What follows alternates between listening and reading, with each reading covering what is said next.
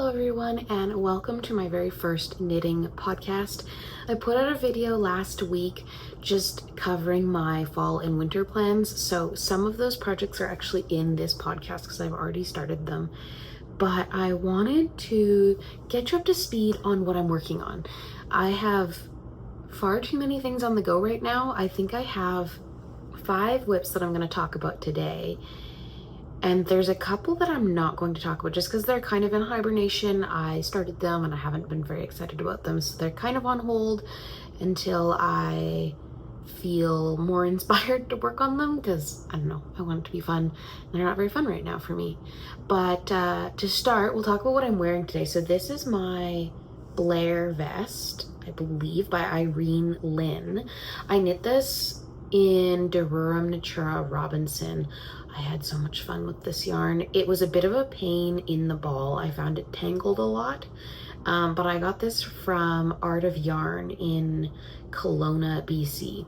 And this is I believe it's a 70% wool, 30% cotton blend. I tend not to wear it in the summer, but it's a great piece for the fall. It is 70% wool, 30% cotton, and it's a worsted weight. So that's the yarn. I really enjoyed working with this yarn. I knit this up on a 4mm needle and I loved it. I think this sweater, or I guess this vest, only used just under 3 skeins for the 3rd size, and it's a ton of positive ease. So I think I even knit a smaller size than was called for in the pattern, but it's very loose on me. The armholes are kind of massive. I may consider, if I ever were to re-knit this, knitting the armholes smaller. They're just a bit big, and when I like put my arm down, like they bunch like this sometimes. And I picked up the right amount of stitches for my size. It's just a little big, but I love it. I still get a ton of wear out of it. It's, like I said, it's great in the fall and the winter. It's not super warm because it is all over lace and it's partially cotton. So I really like this piece. I finished this back in January. So this was like my first finished object for 2025. I started knitting it in November, like end of November too. So it really only took me just over a month, and I loved this. And I'm a monogamous knitter to a degree, but I also will work on multiple projects at a time.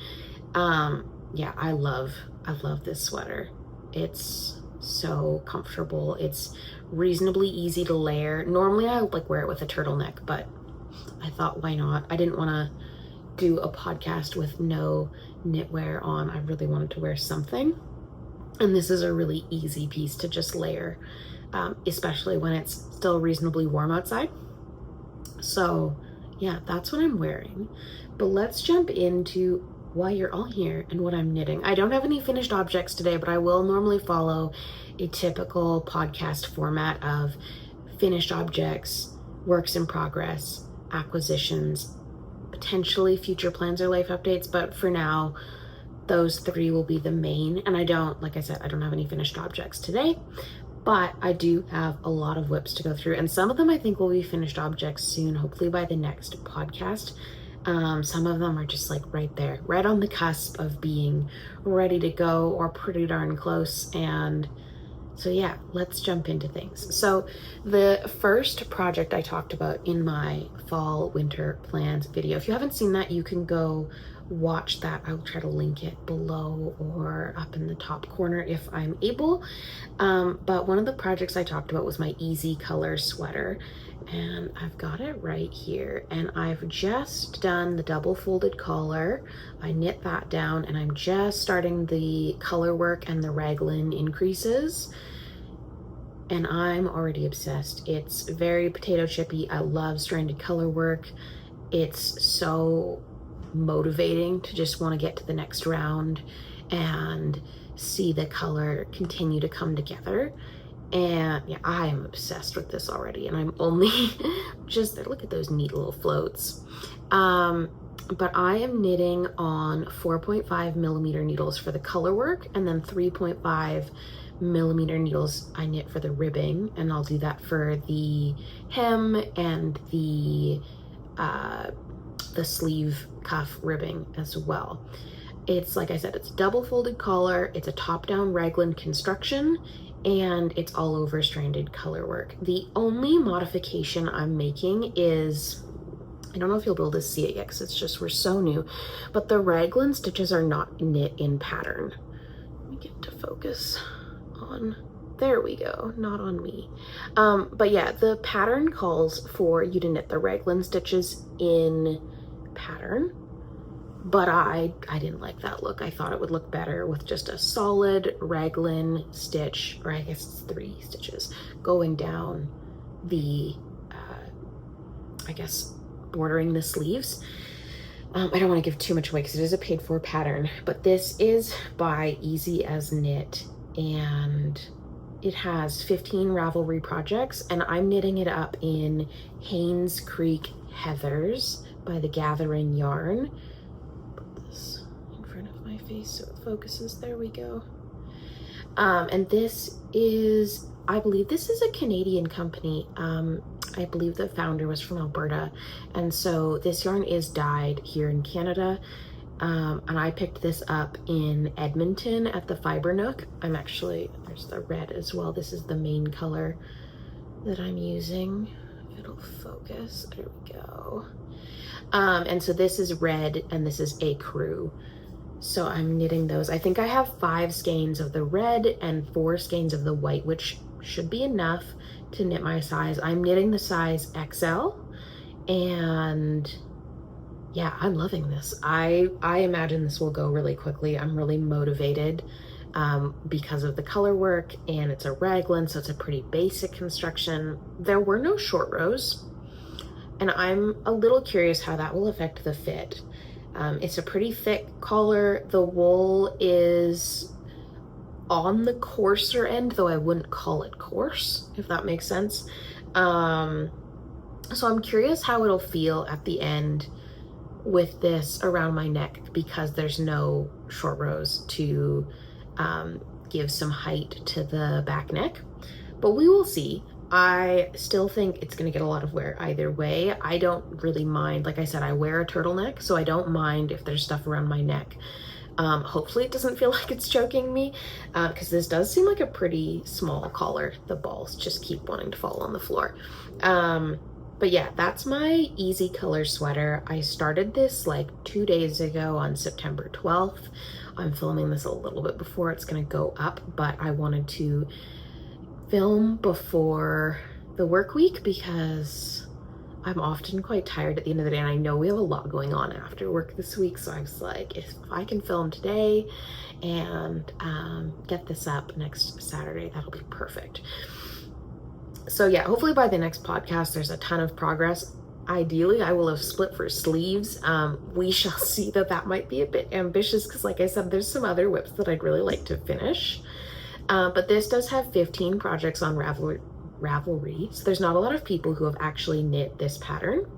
So I'm kind of excited. Well, I'm really excited. I've said that so many times. You should know it's very true. But yeah, that's my first work in progress. My second work in progress is much bigger. It's much farther along. Oh, it's huge. Okay, let's try and get this in a way that you can see it. Got a safety pin in where I think the first button will go, but this is my Eva cardigan, and it is massive. This is very oversized, and it's by Petite Knit. I'm knitting the size large. I believe my size typically for Petite Knit is the size XL, but I struggle with the fit of Petite Knit's garment just having a larger bust circumference, so I did a size down from what she recommended. She tends to have a lot of positive ease, and I think this will fit just right. I'm using the Sandnes Garn Pure Gin, which is, I believe, the called for yarn, and I'm using one of their tweed yarns. I believe this is actually a Petite Knit colorway.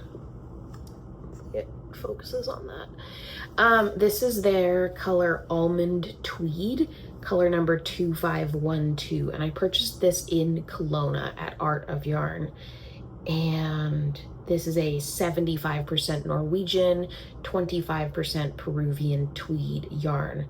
I also find this to be a bit rough. I really find that some days my hands just do not do well with it. I'll have to put it down because it's starting to feel like sandpaper, and I don't like that. I mean, who would? I have found that if I'm a little bit more diligent with moisturizing, that it helps a little. And some days it's better than others, but other days my hands are just too sensitive. I don't think I'll have a problem wearing this, especially because it gets a lot softer when I block it. But sometimes the work has been a bit slow just because of how it makes my hands feel.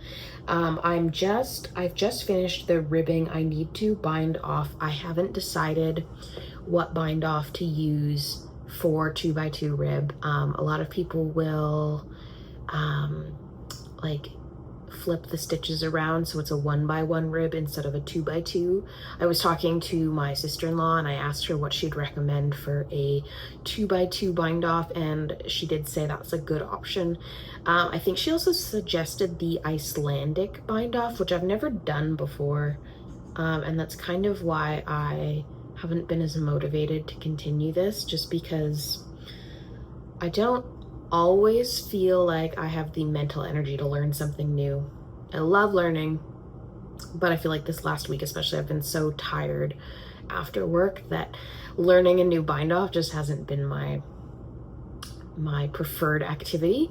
But if you have any suggestions for a bind off for 2x2 rib, please leave that in the comments. I definitely like whatever suggestions you can give. But once I bind off the ribbing, all that's left is the ribbed button band and the sleeves. I think the sleeves will go quickly because they're knit in the round, so that should be really mindless stockinette, add in a few decrease rounds, whatnot, and then ribbing for the cuff. I think that'll go quickly.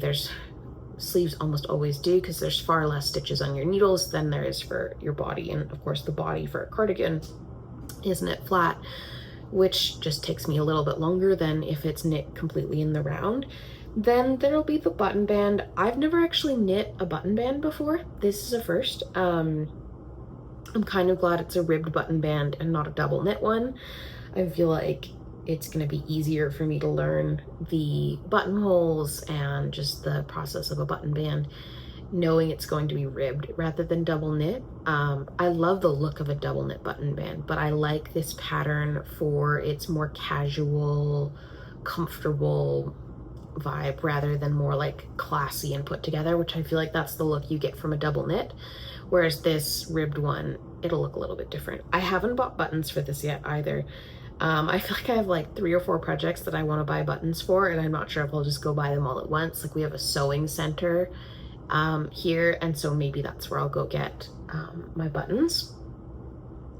But yeah, that's my Eva cardigan. It's just a little too big to show all of it on camera, but I really like this. I think this is going to be a really comfortable piece to wear once it's done. Like I think for the winters to just throw on whenever. It's neutral, so it should match most things, but the tweed gives it a little bit more visual interest. I was a little concerned with this color. I wasn't sure how it would look on me. I think it works, but I have not ruled out the prospect of potentially over dyeing it, maybe like a brown, like a darker color, but we'll see. For now, I'm sticking with it. I just want to get it done. I want to wear it a little bit, see how it feels on, take some photos, and just kind of sit with it for a bit before I decide to dye it. I think I had to purchase 15 skeins of pure Gint to knit this, and I think I'm on like the 8th skein. I don't remember, but I'm pretty sure I'm on like the 8th or 9th skein. And yeah, so far it's going really well. I've had no issues with the pure Gint aside from the roughness. It's pretty affordable. Yeah. The pattern is clear. Whether or not you have issues with petite knit sizing, a lot of people don't. Her patterns are really well written. They're clear, they're concise, they're easy to work as a beginner. I don't consider myself a beginner anymore, but when I did start knitting, my second project was the Cumulus blouse. And I found that really easy to understand. The techniques were very clear. It was laid out in a sensible manner. It made a lot of sense to read. And she does have videos on her website if you need to learn a particular technique that she's referencing, like short rows or like picking up stitches. I believe she has one on. So yeah, it's a great pattern. I'm hoping that unlike the patterns I've done by her before, I have a better fit. We'll just have to see how it turns out.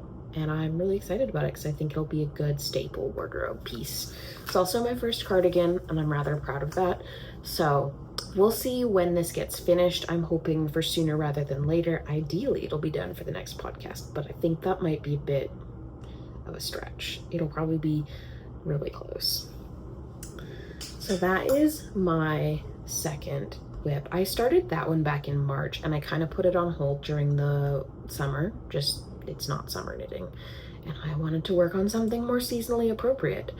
Oh, and the construction. It's a top-down contiguous construction. And I've never done a contiguous construction before this, so that was an interesting learning curve. I found it interesting. I don't know if it's like a favorite, but it's definitely, I think, gonna create a really nice shoulder shape. So love it for that. My next work in progress hit a bit of a snag. I lost Yarn Chicken, which is sad. It was my own fault. I had forgotten to read the yardage on a label and I lost Yarn Chicken. It's tragic, but it's true. So I think I've got like a gram of the yarn that I was using left, and I don't really want to go buy more. But this is the, let me see if I can show this nicely. This is the Evie Hood by Woozy by Celine, and you can see on this side I finished the double knit edging on the bottom, and I do have one of the ties. So that's great. On this side it looks great. It looks like I've done everything I need to do, but on this side we are missing a tie and the double knit edging is only to here. And I'm running out of the sock yarn that I was holding. So the yarns I'm using for this, I'm using the mohair, to focus on it, by Sunday Fiber Co. I love this mohair. It is a little bit pricey, but it's well worth it. I have adored working with it. It's so soft. It's not itchy in the slightest. It is a beautiful color. You don't even get like the core. Oftentimes with a mohair, especially with lighter, or well, I guess with darker yarns too, I'm not entirely sure which it's more prevalent with, but with your yarns you might often see the silk core as like a white strand through the like dyed mohair, and this is not the case with this yarn. It's very much pink all the way through.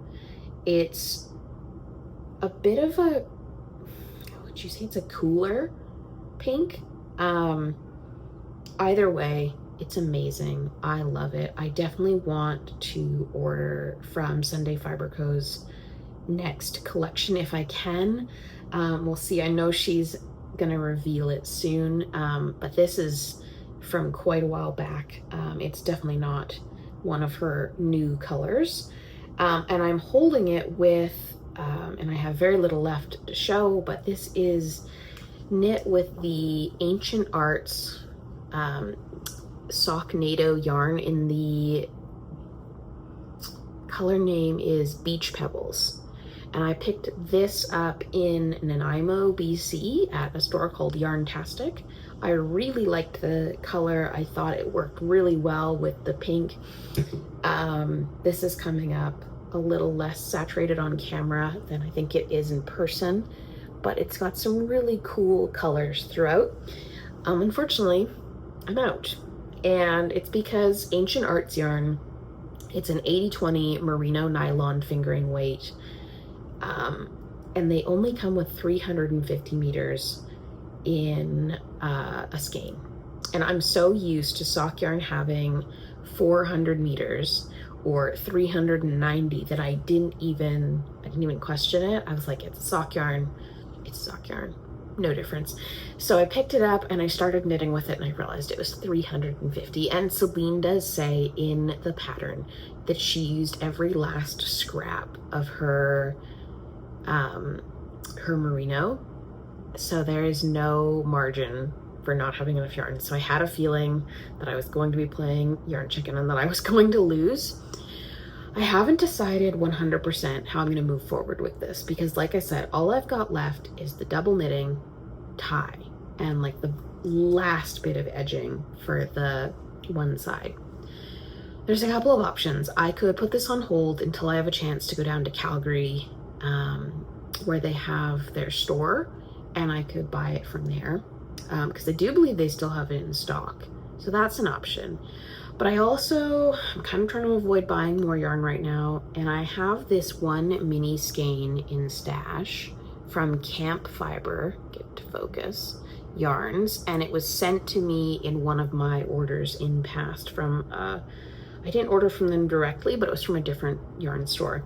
And this is 85% superwash merino and 15% nylon, and there's 72 meters in this, so it will be enough to finish off this hood.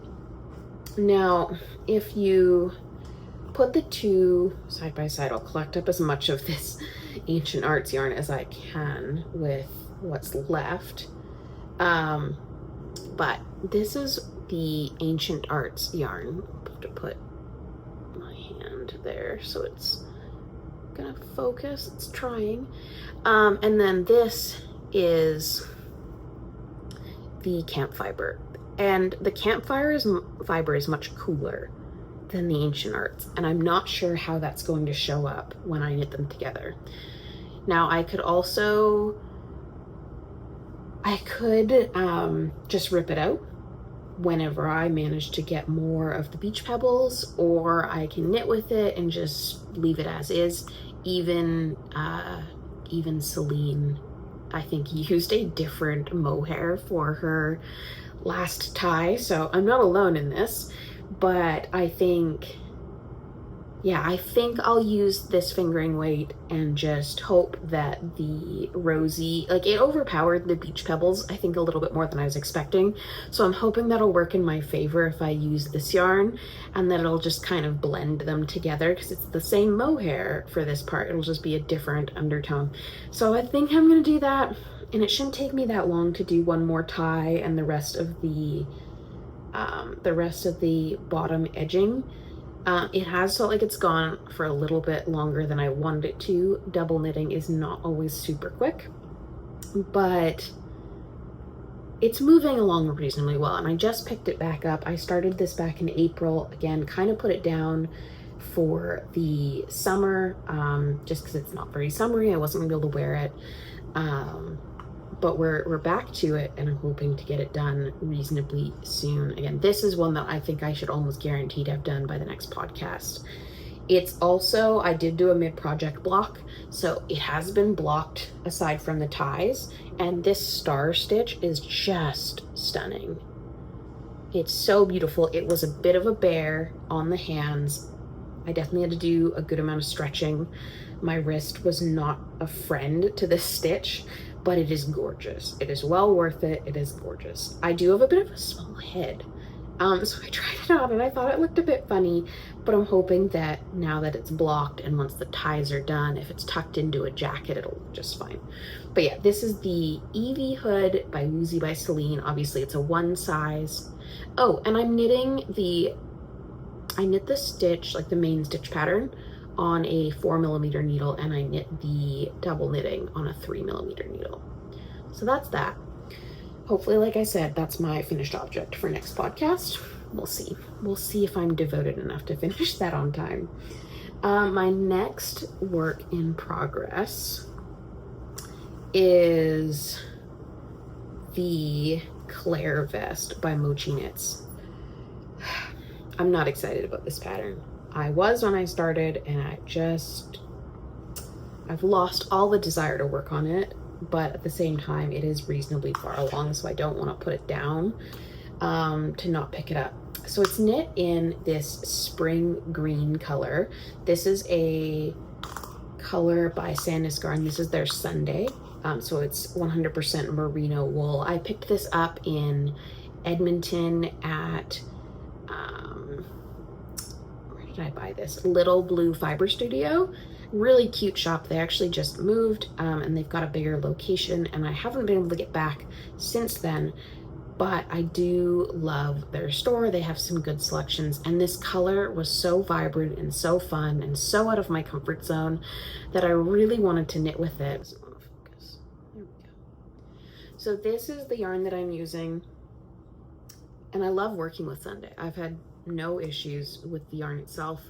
I'm only actually on, this is my second skein, and I've already done all of the top shaping, and I'm just knitting flat back and forth for the length. You can see how much length there is in the back. It is obviously curling a little bit too, just due to the fact that it's stockinette, so all of the armhole edges have curled in. I don't know if this is a great color on my skin tone, and I kind of thought I could maybe get away with it. And I still think that's possible, especially if I layer this under like, or over a white shirt. Then the white will be closest to my face and the green's less likely to wash me out because it's just not a good color on my skin tone. And I'm happy that I went out of my comfort zone. It's just so much knitting flat. I'm knitting on 3.75 millimeter needles, and it feels like it's taking forever. It's a light fingering weight. So I feel like at this point, I'm just picking it up and knitting like 2 or 3 rows just to keep moving before I get down to the bottom, and then I start working finishings and stuff. Now I think this one calls for double knit edges for the armholes, I believe. I don't know what the finishing, if any, is on the neck hole, or like the neck line. I don't know if I'm going to modify this at all, because the Blair Vest, I'll put a picture of the finished object up here, but it has like some decreases at the bottom that has that typical vest shape. It has double knit edges and it has buttons. Now it's a similar pattern in some ways to her top sole, which I love, and I would have knit, but it's not incredibly size inclusive, so there was actually no size that would suit my bust circumference,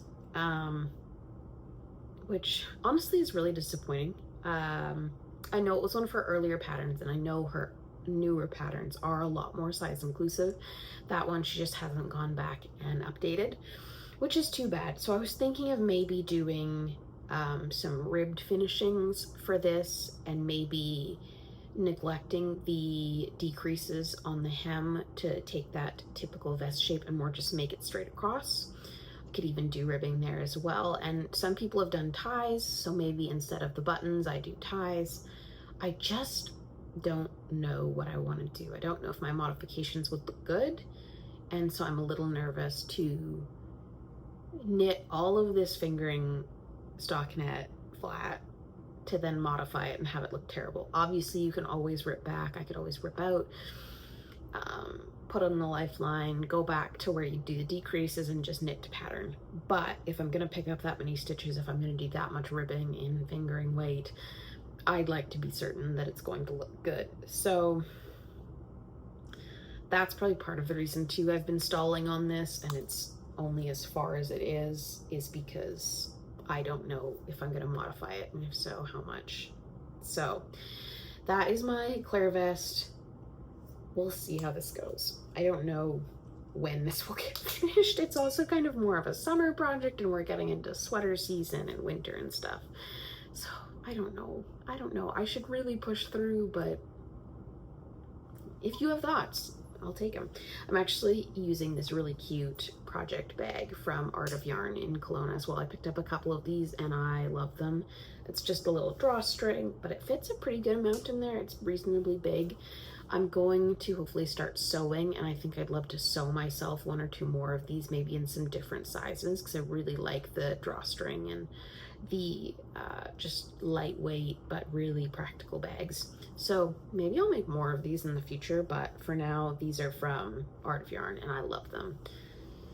My next work in progress is actually a pair of socks, and these aren't for me. These are for my husband, and again, it's in one of those bags from Art of Yarn. This is like a pink gingham, and I love this. This was actually gifted to me by my sister-in-law. We match. She has one as well, and I love them. They're so cute.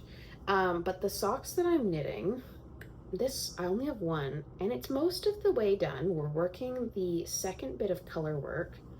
Let me see if I can, there we go. Get the color work to lay flat. It's got a slip stitched heel. It's got ribbing at the top, and then a second set of color work. It's teapots up here, and then it's teacups down here, which is really cute. It's a pattern called Fancy a Cuppa. So it's from this book, Joyful Colorwork Socks.